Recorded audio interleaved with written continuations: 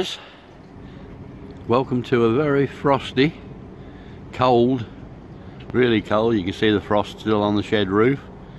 The sun is actually coming out, the grass is still frozen, there's frost still on the pond covers, but it's a very frosty cold morning. Let's nip and have a look what it's done to the pond temperatures overnight. Let's see what's happened in here.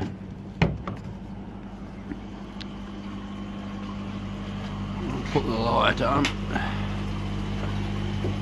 Okay, let's see what we've got. We've got it's 3.6, 3.5 degrees, and the pond, it has lost a little bit last night. It was 11 and we're down to 10 degrees, but it's kept it at 10, which is good. That's the pond covers working. 10.1, look, that's the pond covers working well. So yeah, they're doing their job, and it is cold. A very frosty morning this morning. Okay guys, I must be getting old. I thought I got a bit of a setback because of the tank connector going into the RDF, but now I've come up with a solution. Where the pipe actually comes out there, I've got two 2-inch outlets on this RDF running to the moving bed. Now I don't want to put a drain on the RDF, so that means that I don't want to start drawing water off the RDF and these end up backflowing because I'm moving more water than I should, and it's sucking media back up these.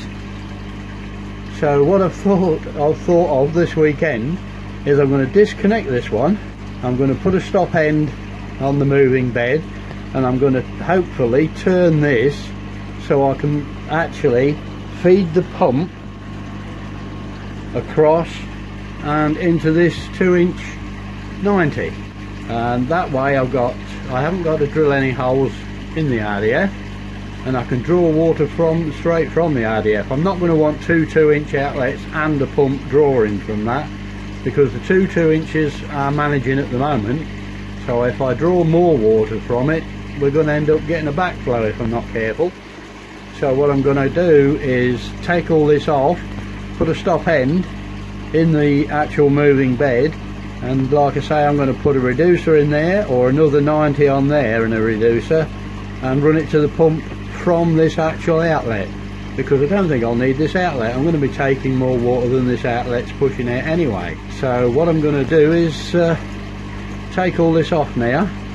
I've got to shut it down, drain it down, and see if I can get into that 90 on there to go to the pump. I don't know why I didn't think of this before. I've been sat waiting for me 2-inch tank connector to tap into the side when there's absolutely no need. I must be getting old. Okay, so I've solvent welded that piece in there into the pump. I've obviously got the pump facing down. I don't want any weld certainly running into the pump at all, so I've faced it that way down. I shall wait till that goes off. I'll get as much pipe work done as I can before I have to turn the water off, because I don't want the water off for long at all. But that's got the piece of pipe in the pump. Okay guys, I've been a right busy bee since my last bit of video. I've got the moving bed dropped, got that emptied, and I've now taken off the outlet to the moving bed and reconnected it into the pump, which comes down there and into the pump. I've put a bulkhead in the moving bed, that's for the return, so I've been well busy. I have actually, as you can see at the back there, put a stop end in that for now, just to make sure all this works before I do anything really permanent. I didn't have to solvent weld anything there, I'll just put a stop end in and tighten the Jubilee clip. But we're all, well, very nearly piped up. What I'm just doing now, as you can see, we come up from the pump, that's all in, up to the tap. I'm just redoing at the moment return like I say, I'll put a bulkhead in there and I shall solvent weld all that together now. Okay guys, the return is in. The return back to the moving bed. The inflow, the tap, everything's connected there now and solvent welded. I've got all the zipper racks out of the boxes, and this is why I've taken it out of the boxes. If you can see the dust that come out of them bags when I put it in there. So I want to clean that out. I shall hoover all that out and give it a good wipe out, and then we're very close to striking back up again. I'm going to strike the filter up, and I can't be long before I strike this up, because obviously there's only 1-2 inch flow now from the RDF. There's only 1-2 inch flow that's working. This one's not going to work once it hits the water level. Once it reaches its own water level up there, it's not going to work. So I've got to have everything ready to strike this up, this river up, at the same time. So let's press on and get that done. Okay guys, the boxes are, I'll just give them a wipe round with a cloth. I've just hoovered them out, but I will give them a wipe with a cloth. So we're all ready. We're getting ready for the test to be switched on. So just give us a minute to wipe them out. I'll just double check everything before I do switch on, and we'll give it a run. Right, so what I've done is I've just dropped the bag on that end to catch any little bits of plastic, shards of plastic that's still in the pipe work. I'll just leave that on when I strike it up, just to flush it. I have turned the tap to about quarter, because I'm going to start off slow and just see how things go for a start. So I'm going to start and switch the RDF back on, and let's give it a run. See how many leaks I've got, I suppose. So here we go.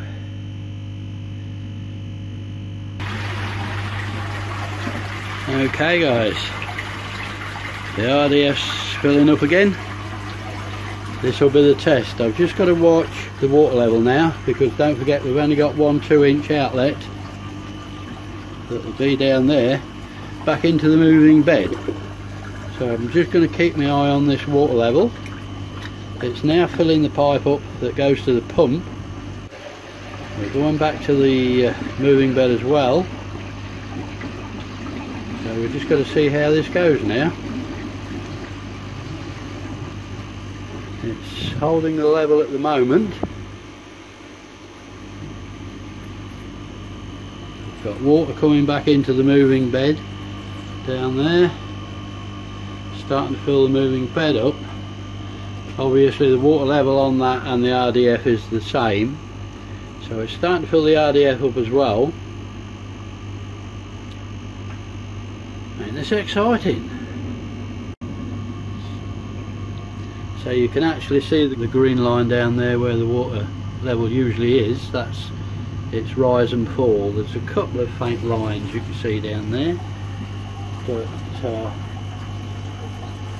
looking at the moment I don't see any leaks to the pump.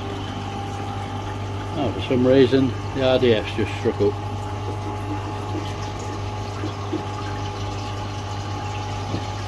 Now I need the pump on because it's filling up, so let's put the pump on and see what happens. And we have water running in, not too fast. It could cope with a little bit more. I'm going to undo that tap at the end. Sorry if I'm flying about a bit. Let's give it a bit more flow. Now we're getting some flow in there. So we're through into the second.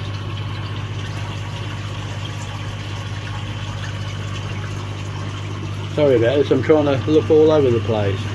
And into the third, I'm going to give it a little bit more flow. So we should now, can't really tell, but we should now be returning. Oh no, it's got to come over the weir first. So, of course it has, silly me. You see all them little bits of plastic that's come out? Alright, just give it a bit more. Okay, so we're full bore on the pump now. These boxes are filling up nicely. And in there, the RDF is running at a good level. So we're just about, sorry if I'm shooting about, but I'm just trying to watch everything, just about to go over the weir.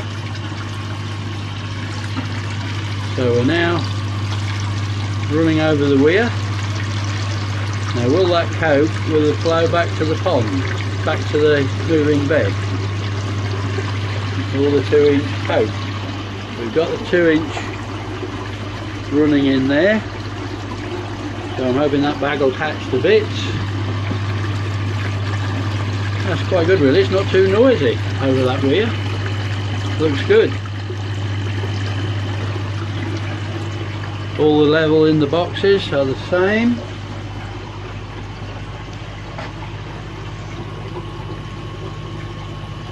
Don't see any leaks down there.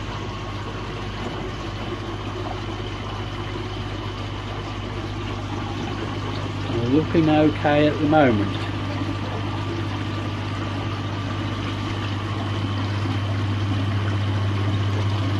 That is with the pump running flat out. So we are returning to the moving bed. Great stuff. And that in turn is going back to the pond. I shall obviously do something with the inside of that. But I just wanted to catch all the mess. I'm just looking for leaks actually.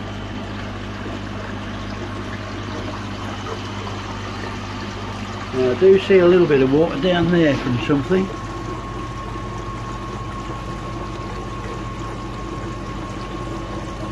Not quite sure. Seems dry around there. I'll just keep my eye on that. It does seem to be a little bit of something there. So let's just have a look at the water level in there. That's good. Water level's good in there. Well,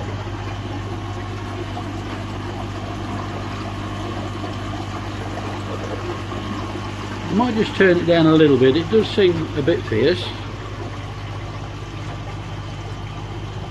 Because obviously I shall get my net, them bits that's floating, I can net them off the top there.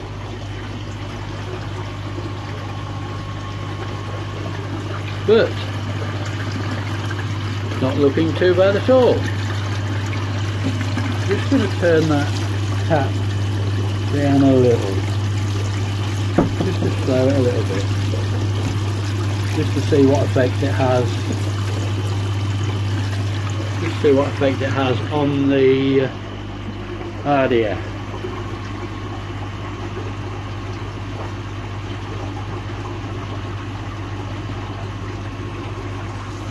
It does seem to be holding its level.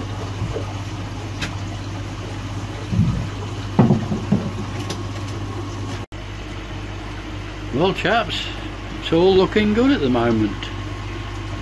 With the RDFs at a good level, I've got a good feedback into the moving bed. The moving bed seems to be running a little bit lower for some reason. A bit lower water level. But I'm not sure why that is. Good return. I've got the tap wide open on the pump. That's the return over the weir, which I thought would be gurgling and bubbling quite a lot, but it's not actually. And then a good flow through the boxes. I've still got them bits to fetch off there yet, but all looking good. Good movement in that box. So yeah, all seems well at the moment. The Bakki River seems to be up and running. Great stuff. Well guys, we've been up and running for about an hour now. Everything seems spot on really. Seems to be going really well. I did say that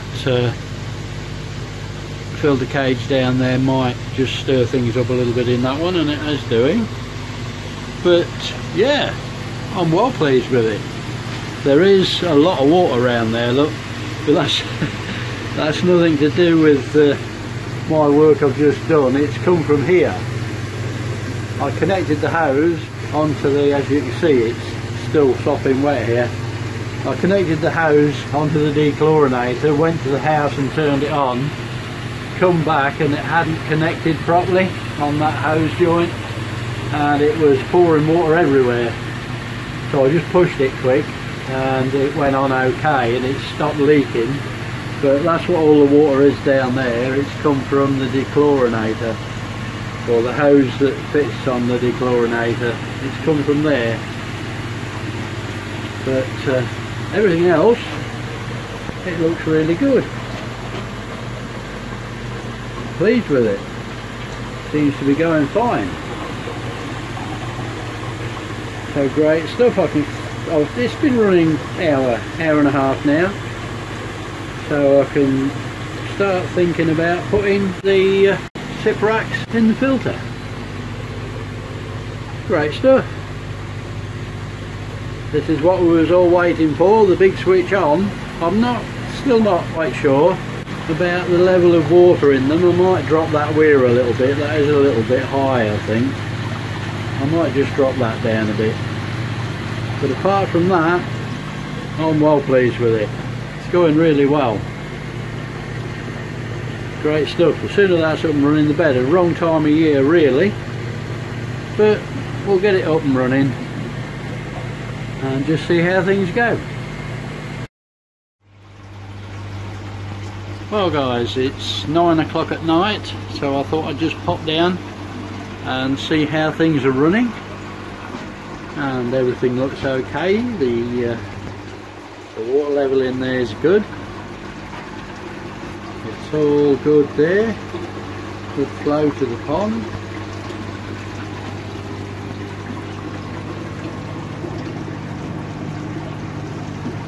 All looks good at the moment. There is some dust or whatever there that needs to come out. I shall fetch that out. I am going to leave the sipper racks for tomorrow. I've got a little tiny fly keeps getting round the flash on this phone, which is annoying,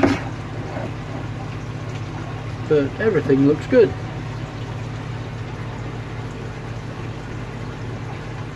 Great stuff. So can't see any leaks. It's all looking good. I'm more than pleased with it. Excellent.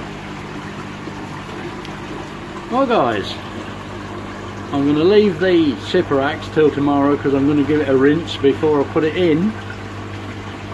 But that will be on the next video, I'm afraid. We've come to the end of this video. So all I've got to say is thanks for watching. Do take care and happy ponding.